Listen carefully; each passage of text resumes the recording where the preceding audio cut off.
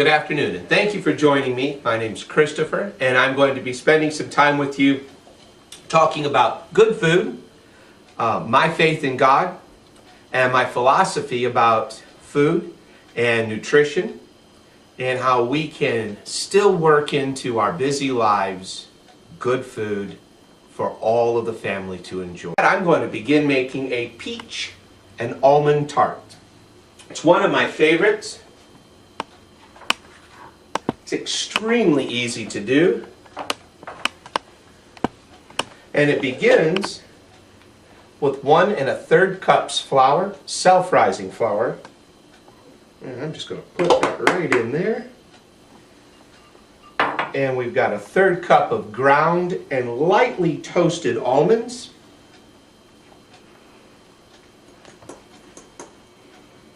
All right, we're just going to mix them in a little bit together. I love the smell of toasted almonds. Tip the bowl. And as we get that all blended in there, we're going to go ahead and add some cinnamon. And add a 1/4 teaspoon. Just enough to wake up the almonds, add a little warmth. Peaches and cinnamon, I think, are a natural. Kind of like apples. There's not a better marriage here on earth in food than cinnamon and apples. I'm just going to lightly put that together. Going to add a 1/4 teaspoon of salt.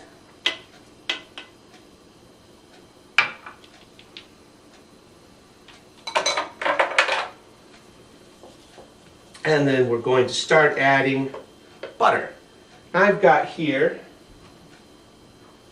6 tablespoons of butter, and I'm going to add that in. It's already been softened, and butter happens to be one of those things I love so much and can get real passionate about.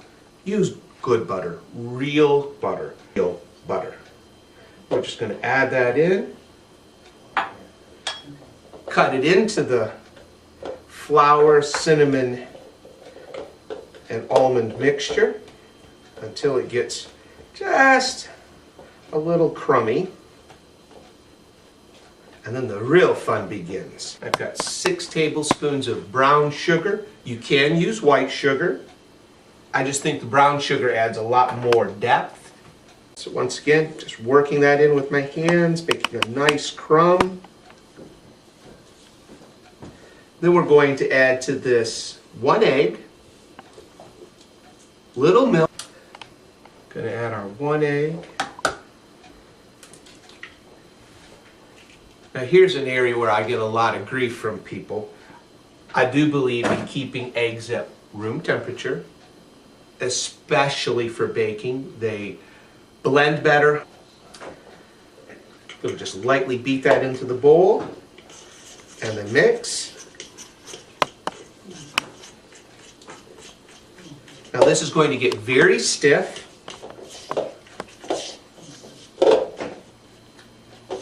And a little bit unmanageable at first.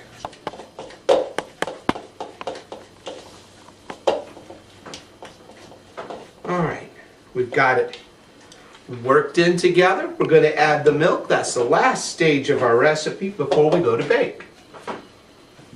I've got 2/3 cup of just plain old whole milk. And we're going to bake it at a 450-degree temperature for 10-15 minutes. I have learned that there is a great difference between gas ovens and electric.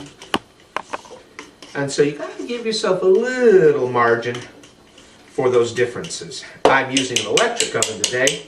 Not my favorite. We're going to make it. We're going to divide the batter into them.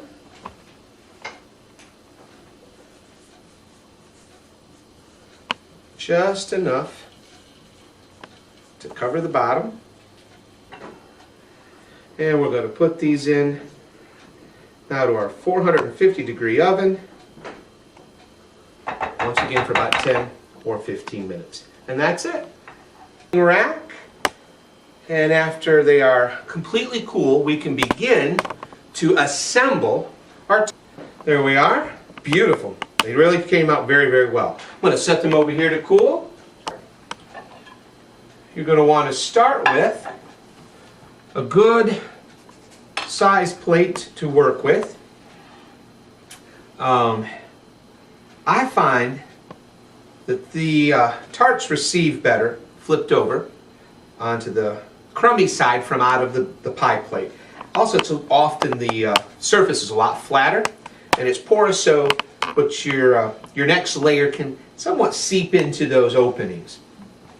Use a good quality peach preserve and apply liberally across the surface.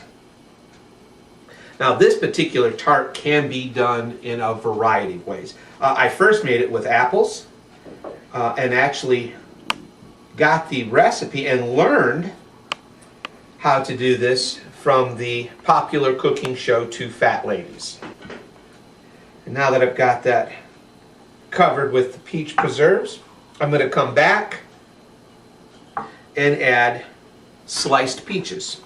Now, I have used fresh before, I've used frozen. I find both work very well. And I'm just going to put a quick layer of these peaches on. And then we're going to come back and we're going to add to this another of my favorites, and that's real whipped.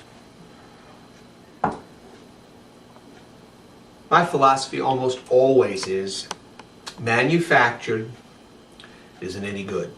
Yes, you could use one of them aerosol cans, it'll look beautiful, but it just lacks taste. Take the time to buy real cream. It's easy to do. Little vanilla, maybe a little almond extract, some confectioner's sugar, and you've got wonderful, real whipped topping. And we're going to put some of that right on top now in generous amounts. Just roll that right on the old top there.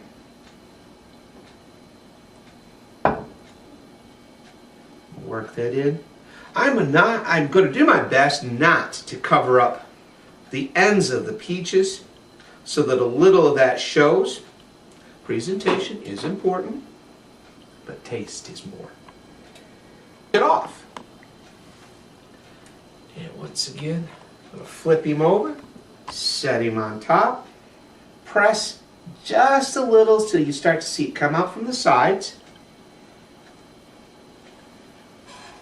And we're going to add our second layer. And again, a little bit of preserve.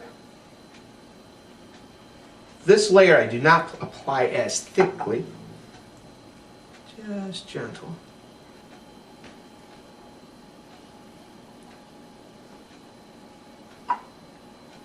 And once we're done, we're going to add, of course, more whipped topping. And as you can see, this has been an easy process.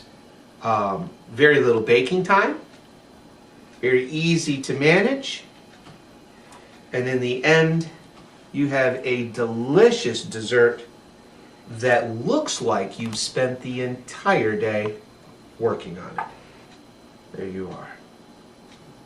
A dessert you can be proud of. Very easy. Our toasted almonds, we're going to just sprinkle across the top. And finish with just a dusting of cinnamon right onto the cream, like so. And there you are. Together we've made our first peach almond tart.